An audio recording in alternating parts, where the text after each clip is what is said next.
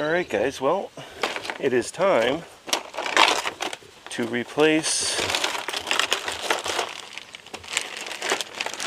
the 3-inch sewer valve there, the dump valve. Let's see here. This is the 3-inch with the 72-inch cable. You cut the cable to the length that you need. I'm also replacing, while I'm in there, I'm going to replace the 1.5 gray water valve, because that one's also leaking a little bit. But I'm also going to put in the auto drain. Now what this does,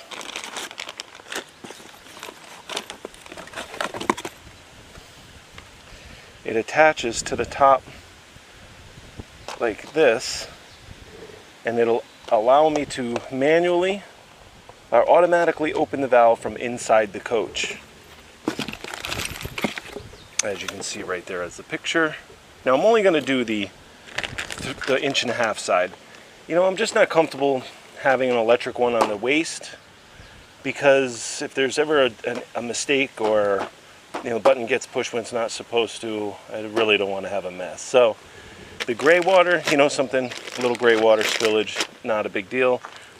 But that'll also allow me to close the valve or open the valve when I want to from inside of the camp. First, I have to remove the panel and start cutting some of the PEX to get the panel off. But we'll, I don't know how much of this I'll actually film, because it's getting ready to rain here. I don't know if you guys can see that.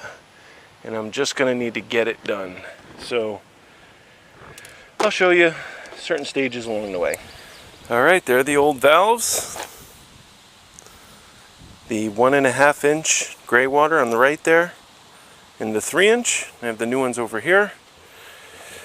It was a tough job for sure. Take a look. There's the wet bay panel.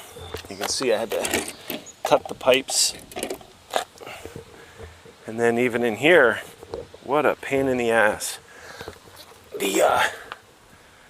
I had to cut the pipes up inside here and then disconnect them. You see all the PEX I had to cut. But because it's so far in, there's no way. I had to remove that panel, and that panel only comes out with by cutting the PEX. So now I'm going to go in, take out the gaskets, put the new valves in. So sometimes it's just easier to cut the pipes and get it out of the way like I did, and then now you got to reach way up inside there to even get to the nuts and bolts to take the flanges apart. But we got the new ones, and I'm going to start assembling those now. Alright guys, well, the valves are in. I haven't, oh, falling flashlights. Trying to, well, whatever. I don't know if you can see, how much you can see, but the valves are in. I don't have the cable in yet, but the valves are in and tight. The mechanical valve is in, without the cable obviously, and the auto drain is in. You see it right there, attached to the 1.5-inch. Alright, so here's the controller for the auto drain. So the auto drain is in. And I just have it temporarily hooked up to this power pack here. And this is the switch, the relay switch. So let's hit the open. I don't know how much you're going to be able to see. Moves nice. Let's try close. Okay. Again, looking at the switch, open. And you see that red light flash in there? I don't know if that continues to flash the whole time it's open. If so, I might have to put a switch in line just to stop that red flash. For the times when I do keep the gray water open, I don't want to run, battery power, keeping this light flashing. So, don't know, but seems to work good. Hitting the close. And it blinks, and then the light goes off. Again, I'm just using a power pack here. You'll see here I have a cable already run under the rig. This is a 7-conductor cable so that I can cut these wires and run the switch inside the cab. You'll see here that I'm running a twist-on 3-inch valve. That's what I used when these failed. I had to do something, so I put one of these on and then just closed it. But unfortunately, I could not drain my gray water without draining the black first. So that was a problem on sites that only allowed you to dump gray water. There you have it. Now I'm going to hook up the cables, start splicing back this PEX mess that I have here, and then hopefully be done with this, short of just having to run the cable. So it has not started to rain yet. Very cloudy. Nice breeze though. Alright, so I'm adding my couplings for my PEX. And I figured while I'm in here, I have some red PEX right here. I'm going to add a hot water to my, see this fresh water here? I'm going to put a hot water on the other side. And then I'll have cold and hot water on the side. And I can use it for an outdoor shower if need be, or possibly even thaw out the pipes when they freeze, just like the last time. I don't know. I thought it would be a good idea while I'm in here. I got that hot water line right there, which comes down to the hot water drain. I'm going to cut that line, put a T in, and add another hose connection like that for hot water. Okay, so the plumbing. Everything's back together. Okay, the only thing I haven't done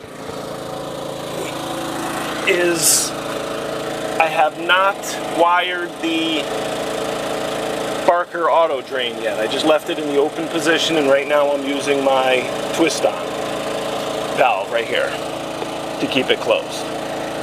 The black tank has a whole new valve. Everything works great, so that's fine. All the piping has been reconnected with some new PEX in there, and I also added this here, this valve here. This is hot water. So now I have cold and hot outside the coach.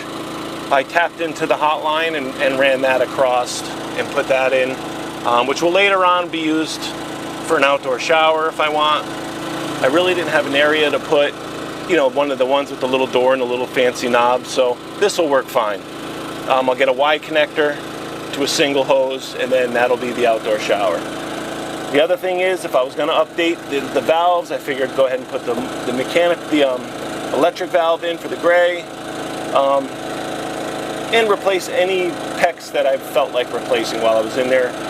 I don't want to have to do this again. This was not an easy job, not because of the technical difficulty, but because of where it was located. You actually had to climb up in there, and it was really tough getting those gaskets, those seals lined up, and getting the valves put back together.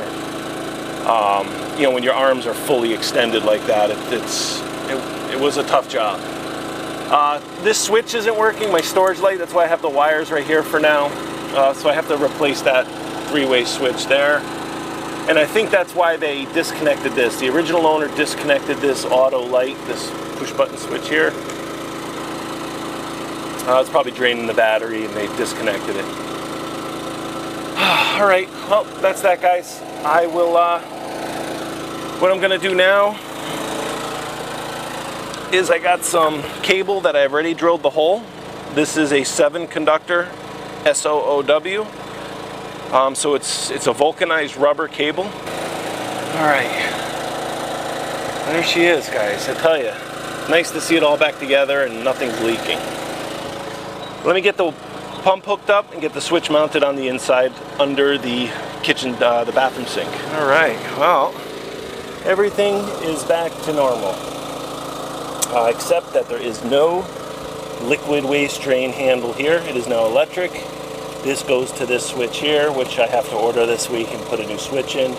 The blade connectors pulled out of the back of it and broke the switch, so I'll get a new switch for this, and then I can hook this back up. This one's new. and everything's all set. Now I still use this add-on valve here. I keep it closed so that just in case the button gets pushed inside when I don't want it to, it'll still stop everything from dumping out. But let me show you where I mounted the switch inside. Now this is the Barker Valterra auto drain for the 1.5 inch gray water that I installed. All right, again, you know, you're doing the work. You might as well make improvements so you don't have to go in there and do the same thing twice. Let me show you that switch. All right, here's the switch I put in, right here. You'll see it's got the, I gotta tighten it a little bit more, but you have open and close. I'll go through a full video on the actual operation of it at another time. We are done.